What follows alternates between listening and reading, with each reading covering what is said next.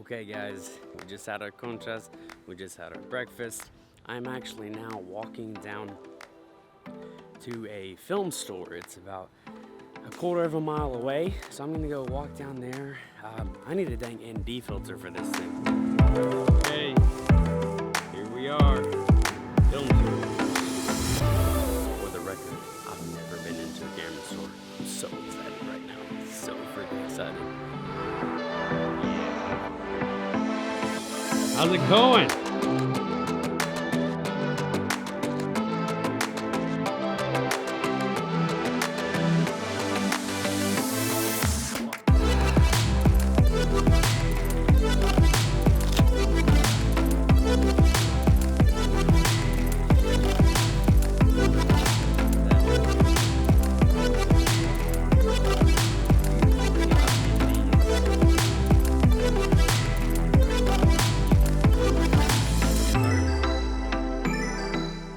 Tommy from Film Tools, and I just have this.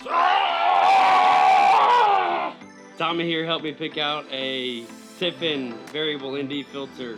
Now we are seeing the aftermath of what he invaded Area 51 at, so there we go. Come to Film Tools, we'll take care of you. Thanks, Tommy. All right. Okay, so Tommy got me set up. This place is freaking awesome. I got my ND filter, Variable ND Tiffen, and heading out now. All right, I don't know if y'all see the difference, but if you can't, I'm gonna throw some footage of earlier that I took without the ND filter on, but right now I have the Variable ND Tiffen filter on it, and I can already tell you just by looking at it, there's that blurred background behind me, separates me in the middle of the freaking day, extremely bright out. You can't get that without a Variable ND.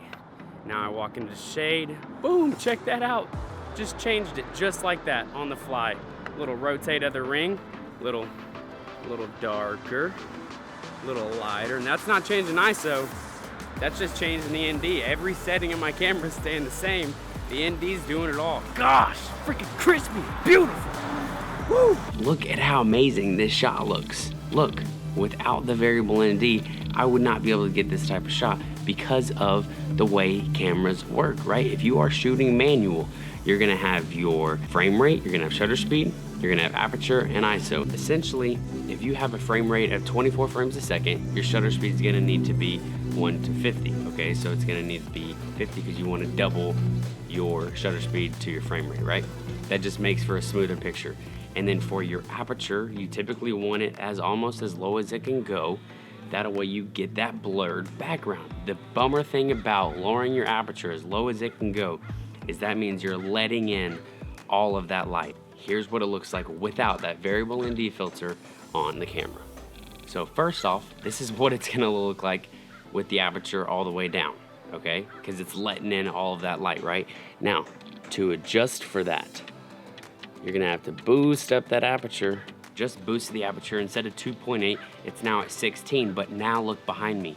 I have no depth of field. I am not the only thing in focus now, and that takes away that cinematic feel. So let's put this ND filter back on. Now we have our image the way we want it, right? This is what we want. We want that blurred background. We want me to be in focus and everything out of focus because it keeps your attention on the subject. It gives you a cinematic, beautiful freaking look. That's why you have to have a Variable ND. This thing is absolutely amazing. So, don't have a Variable ND filter? Go get you one. Not to mention, it was like the coolest experience in the freaking world because I've never been into a camera store and that was just badass. So, I love this topic. Videography is so freaking cool. So are NDs. Peace.